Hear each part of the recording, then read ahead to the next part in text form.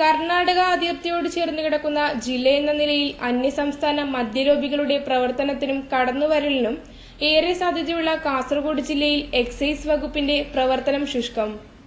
കർണാടക അതിർത്തിയോട് ചേർന്ന് കിടക്കുന്ന ജില്ലയെന്ന നിലയിൽ അന്യസംസ്ഥാന മദ്യലോബികളുടെ പ്രവർത്തനത്തിനും കടന്നുവരവിനും ഏറെ സാധ്യതയുള്ള കാസർഗോഡ് ജില്ലയിൽ എക്സൈസ് വകുപ്പിന്റെ പ്രവർത്തനം ശുഷ്കം. സ്പിരിറ്റ് വ്യാജ ചാരായവേട്ട ശക്തമാക്കുന്നതിനായി രൂപീകരിച്ച സ്പെഷ്യൽ സ്ക്വാഡിൽ മറ്റു ജില്ലകളിൽ 3 പ്രിവന്റീവ് ഓഫീസർമാരും 20 എക്സൈസ് ഗാർഡുകളും പ്രവർത്തിക്കുമ്പോൾ കാസർകോട്ടെ സ്പെഷ്യൽ സ്ക്വാഡിൽ ഗാർഡുമാരായി പ്രവർത്തിക്കുന്നത് 8 പേർ മാത്രം. ഡിപ്പാർട്ട്മെന്റിലെ ഒഴിവുകൾ സംബന്ധിച്ച് വിവരാവകാശ നിയമപ്രകാരം റാങ്ക് ഹോൾഡർമാർക്ക് നൽകിയ മറുപടിയിലാണ് ഇക്കാര്യം വ്യക്തമാക്കുന്നത്. ഒഴിവുകൾ നികത്തി വേണ്ട നടപടികൾ സ്വീകരിക്കാതെ വ്യാജ മദ്യലോബികൾക്ക് കളമൊരുക്കുകയാണ് അധികൃതരെന്ന് എക്സൈസ് റാങ്ക് ഹോൾഡേഴ്സ് ഭാരവാഹികൾ ആരോപിച്ചു.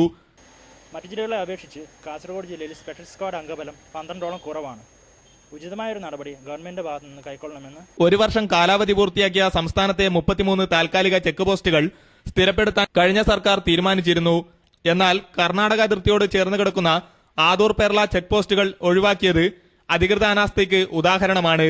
കാസർഗോഡ് ജില്ലയിലെ സംസ്ഥാന അതിർത്തിയിലുള്ള ആദൂർ പെർള ചെക്ക് പോസ്റ്റ് ഇതുവരെയും സ്ഥിരപ്പെടുത്തി കാണുന്നില്ല. ഇതിൽ നിന്ന് തന്നെ എക്സൈസ് ഡിപ്പാർട്ട്മെന്റ് ജില്ലയോട് കാണിക്കുന്ന ഏറ്റവും വലിയ അവഗണനയ്ക്ക് ഉദാഹരണമാണ്.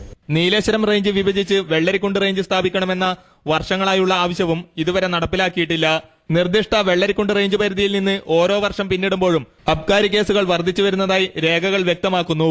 200ഓളം പേർ ഉൾപ്പെട്ട റാങ്ക് ലിസ്റ്റ് നിലനിൽക്കവേ ജില്ലയിൽ എക്സൈസിന്റെ പ്രവർത്തനത്തെ സാരമായി ബാധിക്കുന്ന ഒഴിവുകൾ ഇതുവരെ നികത്തിയിട്ടില്ല.